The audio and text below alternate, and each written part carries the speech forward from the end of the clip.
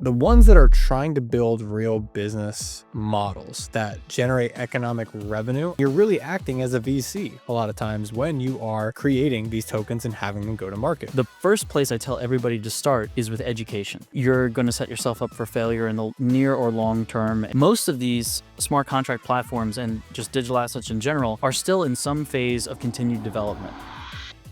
Welcome back to the TRU Money Show. And in this episode, we're going to answer some pretty commonly asked questions, specifically when it comes down to digital asset portfolio construction and allocation.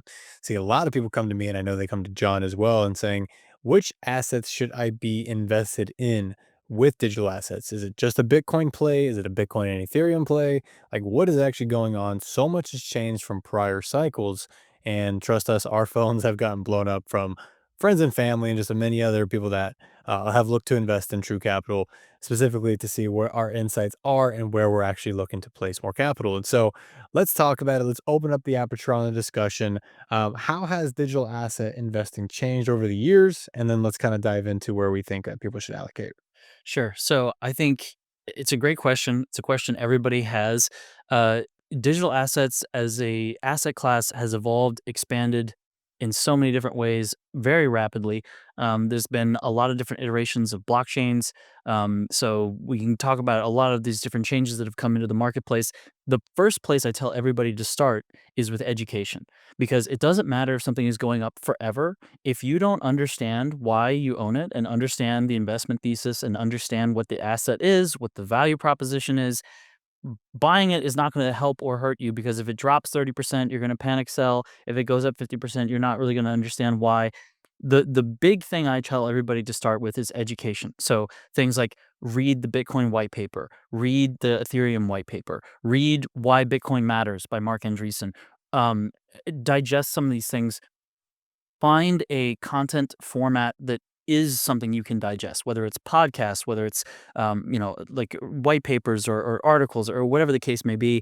There's a lot of institutions of higher education now offer classes on digital assets and blockchain. So I took one of those myself. So I would say that the most important thing is to start with education, because if you get into a marketplace and start buying assets that you don't understand, you're going to set yourself up for failure in the near or long term. And I think that's got to be step one for everybody, is to start with education, and then we can get into evaluating, what makes sense as an allocation and an investment step. But that's where I tell people to start. Yeah, for sure. And we even have some resources, I'll link them below in the description, books and reports and newsletters that we've put out specifically of what's going on in the space. So that's really step one, like you mentioned. But then after you get through the educational loop, you got to start buying things to really get it. Like if you don't buy Bitcoin, but you read all about it, cool, you're a Bitcoin nerd, but you're not a Bitcoin investor, right? There's that delineation where, especially in spaces or things like that, you hear so many people be Bitcoin maxis without owning Bitcoin. It's kind of crazy. So if you're going to be an investor, the first thing that you have to look at is, okay, how much of your money do you want to allocate to digital assets overall? So BlackRock right now has stated that, a 2% or a 3% allocation is a reasonable allocation, but they're selling you a paper version. They're trying to sell you the ETF. More aggressive versions and more aggressive models have said, hey, Bitcoin should be 10 to 20%, or digital assets rather, not just Bitcoin, but 20% of your allocation if you want to have more of a juiced return in your portfolios. And then you have people that are maxis or crypto native, which we've participated in crypto markets for a very long time, where it might be 80% of our allocation, 90% of our allocation, because we know how to navigate these markets. And so understanding one, what your risk appetite, or first understanding the actual asset class, then two, understanding your risk appetite is kind of the next step. And then three is starting to actually buy these assets. And so let's go ahead and jump into purchasing the assets. Now, everything that we're talking about right now is for, educational purposes, is not financial advice. Things that we may discuss here may not be in our fund because, again, things move over time when it comes to digital assets and especially when it comes to markets. But there are things to avoid and there are good things to essentially, hop into. And so we're going to talk about that. So let's first talk about some of the base layer stuff of sectors that people should allocate to when they start considering digital assets. First being Bitcoin, but then let's hop into the deeper ones. Sure. So Bitcoin is generally viewed as the granddaddy godfather. It's the first digital asset. It's the biggest one by market cap. So I think it's not something to skip over or just wave your hand at. I do think it's important to tell, especially new investors, that they should understand that asset and then make an allocation to that asset primarily. There are a lot of economic reasons for that, and that is something that people I think have and will debate. A lot of people will say like, "Oh no, it's better if you're a new investor to move down into smaller cap altcoins because those are going to have higher potentials for returns." And that might be the case, but Bitcoin reached a $2 trillion valuation, and I don't think there's ever been an asset that ever reached $2 trillion in valuation that then went to zero. So Bitcoin is something that the risk of Bitcoin used to be that this is gonna collapse, it's gonna go to 0, that it's just gonna blow away, right? Now the risk is not having an allocation to Bitcoin while the rest of the planet gets one, right? And being the last person to buy Bitcoin when it's $10 million a coin. So, I think that that's the place to start Bitcoin, like you said. Then moving on from there, the general next step for most people is what we would call layer 1s or smart contract platforms.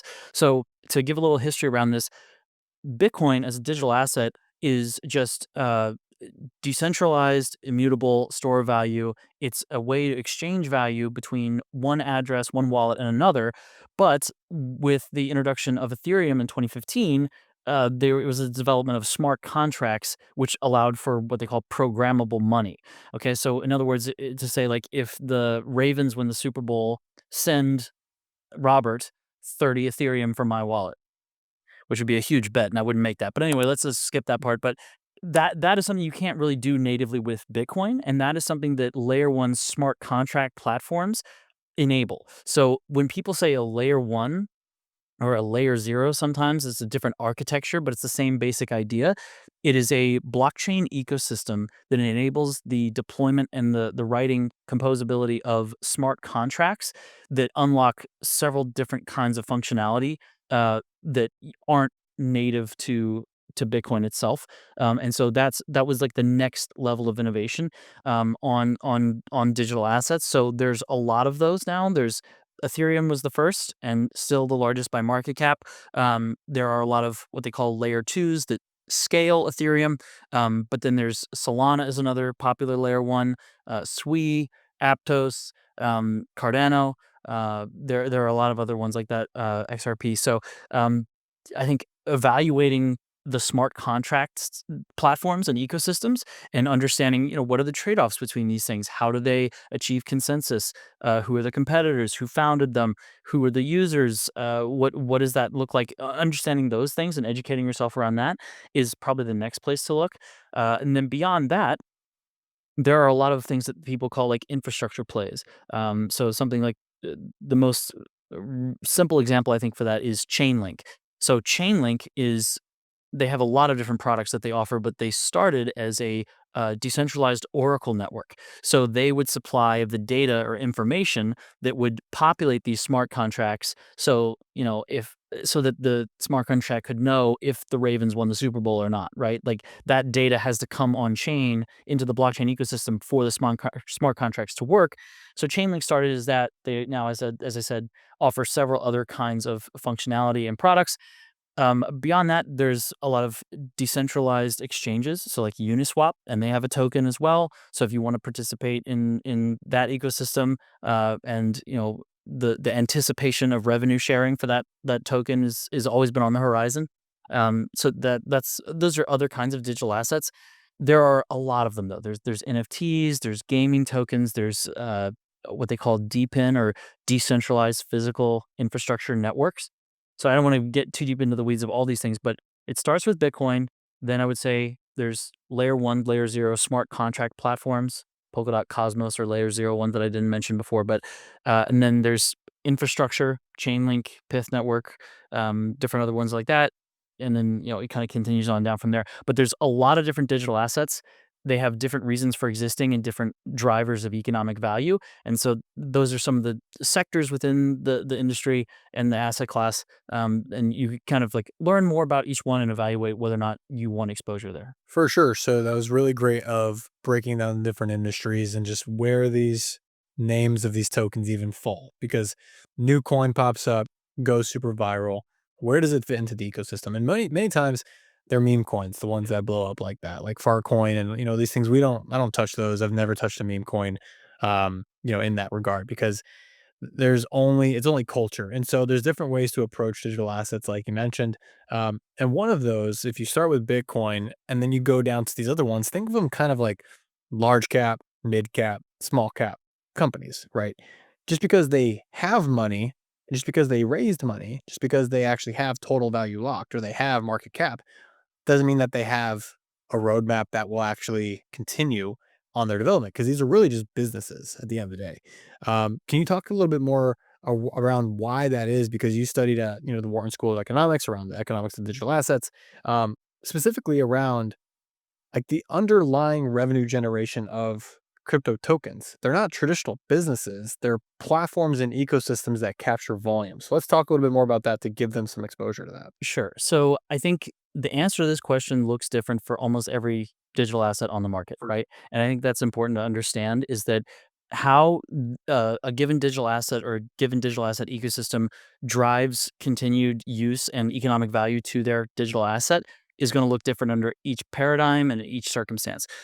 So you really kind of have to read that project specific white paper, understand their projected roadmap, because, and this is another thing that's not trivial, most of these smart contract platforms and just digital assets in general are still in some phase of continued development, meaning they're not completed, right? So they're still being built out, they're still being refined, improved, developed, and by some of the finest minds in the world, by the way, too. So like Algorand was founded by a gentleman named Silvio Micali, who was a professor at MIT and is considered the father of modern cryptography. So all of this, cryptocurrency, he's considered the father of modern cryptography as we understand it now. Alan Turing is like one of the real progenitors of the discipline as an academic discipline of computer science. But Silvio Micali won a Turing Award for his work on this, and is still driving innovation in the space today. Iman Gunsir is the designer of the Avalanche protocol. He was a professor and has been working in cryptography and encryption for over 25 years. He was at Cornell. So there, a lot of the finest minds in the academic world of computer science have been devoting decades of work into these projects and are still in the process of building, developing, deploying them. So a lot of them are not completed yet. So that's one thing to understand. The other thing is that a lot of the capital that we've seen so far deployed in these digital assets has been highly mercenary and speculative. So it's chasing returns, and it's in many cases memetic, right? So like a lot of the meme coins, like you said, that blow up and get big, they weren't necessarily expecting to, and then they have to sort of panic to figure out this economic flywheel of like, how can we gamify this? How can we make this something where people are going to keep coming back and keep driving value? So that's sort of like a cart before the horse thing. It's like, oh, we've got all the people. Now how do we make an engine to continue to monetize that? How do we build a product? Right, exactly. How do you build the product? Right. So, but other people have taken a much more long view of digital assets, right? Instead of like the move fast, break things, like Cardano is an example that I think is fascinating for study. Just on the approach that they've taken, they wrote over 250 different peer-reviewed research papers to figure out what does it look like to have a quantum-proof, future-proof, decentralized blockchain infrastructure that could really exist as a neutral financial operating system for the whole planet that's not inherently controlled by just the biggest wallet or whatever dominant jurisdiction or whatever the case may be. And so there's a lot that came out of that research effort that I think is worth evaluating and understanding. All of these different blockchains, though, are in the process of competing for users and lasting adoption. And so you're seeing a lot of them try to partner with existing companies to offer value to them and try to get them to move existing businesses on chain or into their blockchain ecosystem.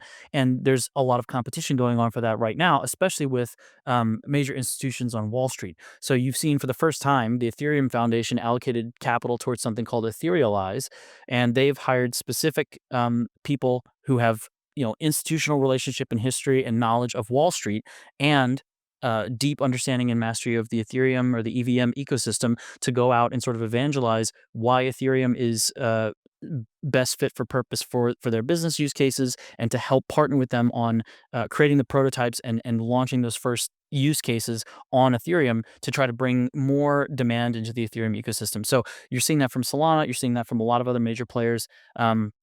I think just something else I'll call out about this. Sui and Aptos are spinoffs of projects that Meta spent many years on.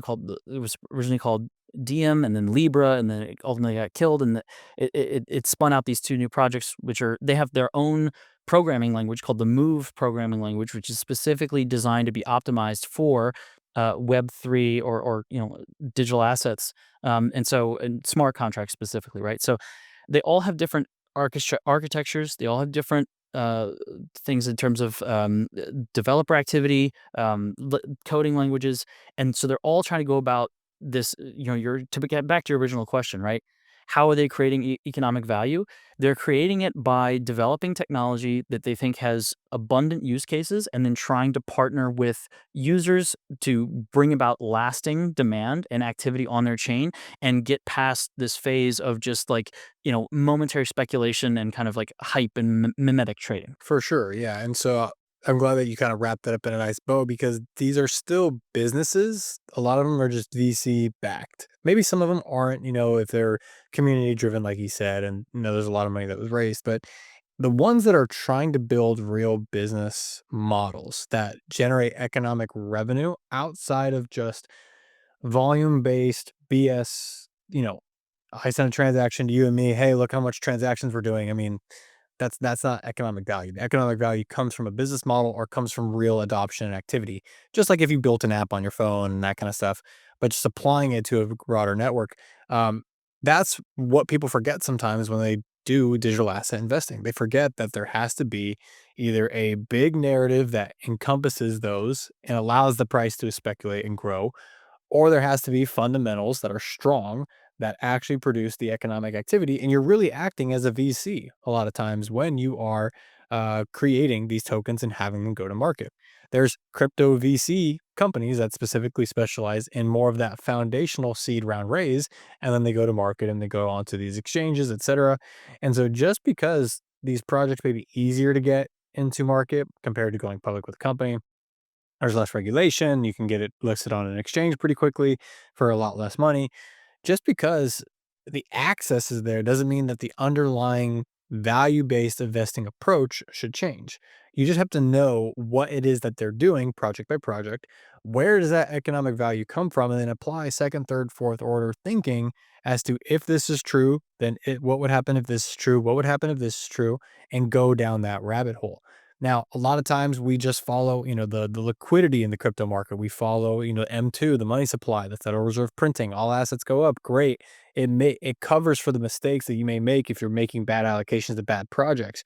And so I always tell my, friends, family investors, that just because a project is going up in value does not mean that it's going to stay up and it's going to have economic value for the long term.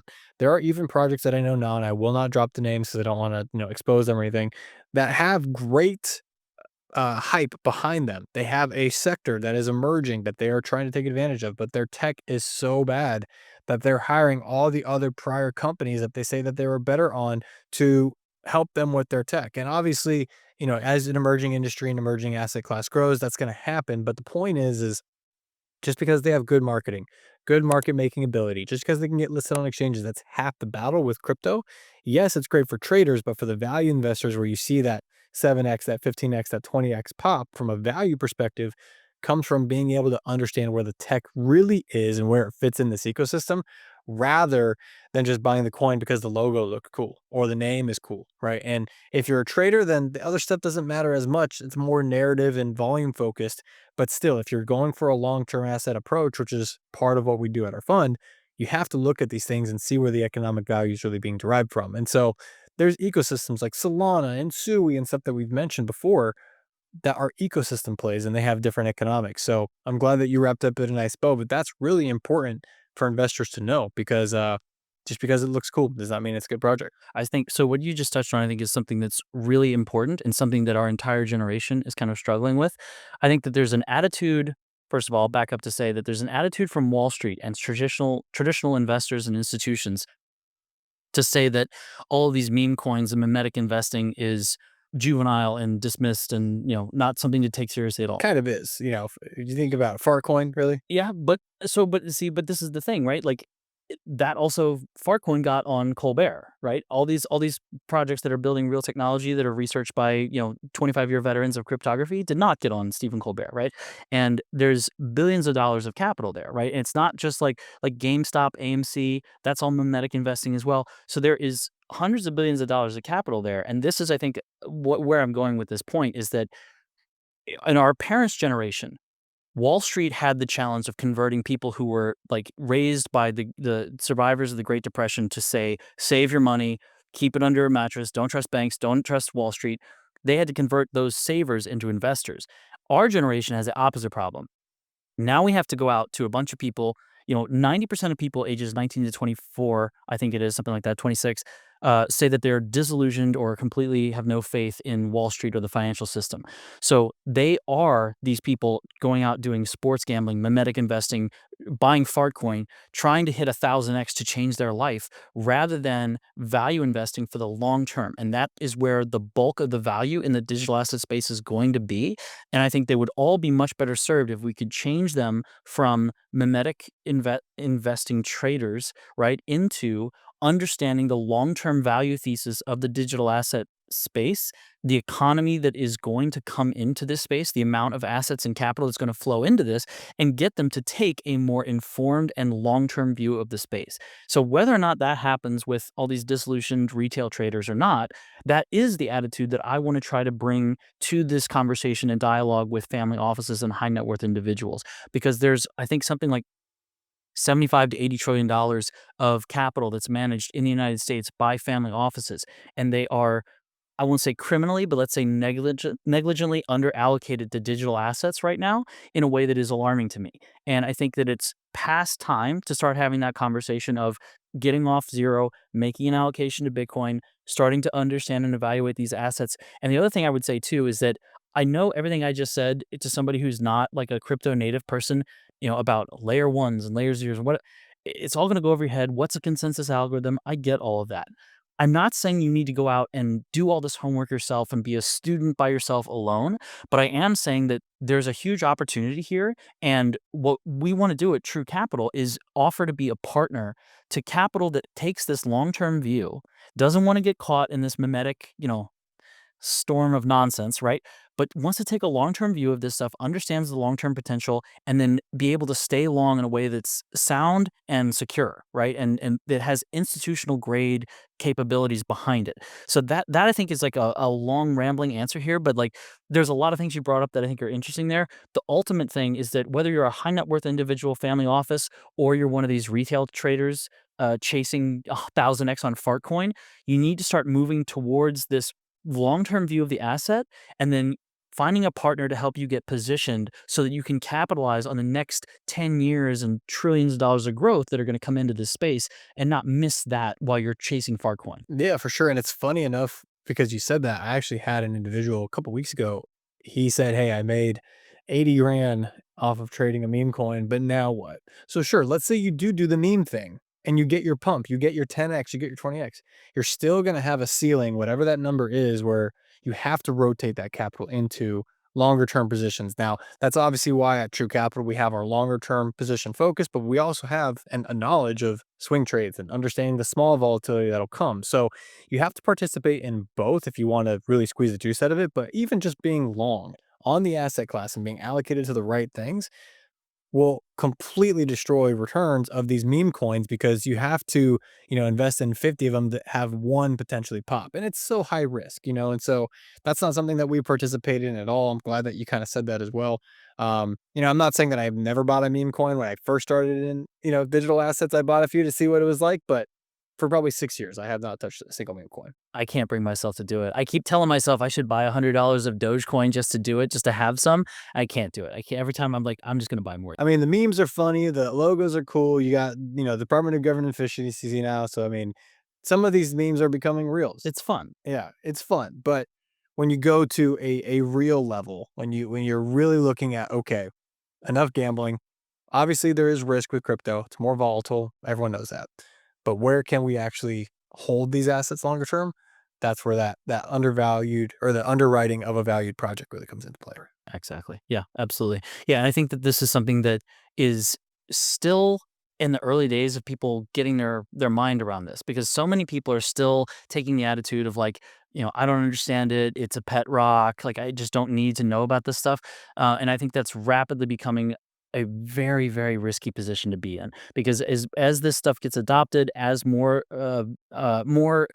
traction comes to these things, the momentum does not go in the other direction. It's going to continue to build, and it's going to be more difficult to get a position once you've kind of missed the train here. I think that there's still plenty of time to get allocated, but starting the conversation now, right? Like I said, going back to the first conversation, education, right? Learning the market, learning the market structure, learning the different options to get exposure, right? Because that's exploding as well. And it's not just enough to just, I mean, like, look, there's risks all over the place in this too. Like I know a story recently I heard this week, a guy who's had a bag of Bitcoin for 8 years, never moved it. Um, got socially engineered and drained and lost all of his Bitcoin he's been holding for 8 years. And so like there's no situation where there's no risk. And I don't think that just getting 1,000 Bitcoin on a thumb drive on your desk is a safe solution here necessarily either. So there's so many different ways to get exposure. There's so many different things to get educated about. I really think that we're at a point now where if you want to take this seriously, finding a partner to go on that educational journey with you and who has already sort of like papered over some of these pitfalls and spots and like, keep you out of things like Terra Luna or Celsius or things like this, right? Like I never bought Solana in the first run up because I didn't trust Sam Bankman-Fried. I was like, this guy's talking like a meth head who just wants faster returns and everything. He's compromising security left, right, and center. I could just tell, because that's the trade-off in the blockchain trilemma. And sure enough, it blew up. So when it peaked at like $240, I hadn't bought any of it. And everybody was telling me I was an idiot. And then when it crashed down, I started buying when it got down below $30. And then I've held it back up to all-time highs again. But I think it's really about experience in the market. And then there's so many different kinds and forms of education that have to happen. I really recommend people find a partner to help them go on that journey. Absolutely. Absolutely. So, guys, if you do want to learn more about what it is that we're doing here at True Capital, want some of our educational resources stuff, you can go ahead and look below in the description of this episode. We have some stuff linked for you guys. But as always, if you do want to learn more about investing alongside us here at True Capital, feel free to reach out and click the link as well. But with that said, if you did find value out of this, go ahead and click below, like, subscribe, share with a friend or family member, and we hope to see you in the next episode.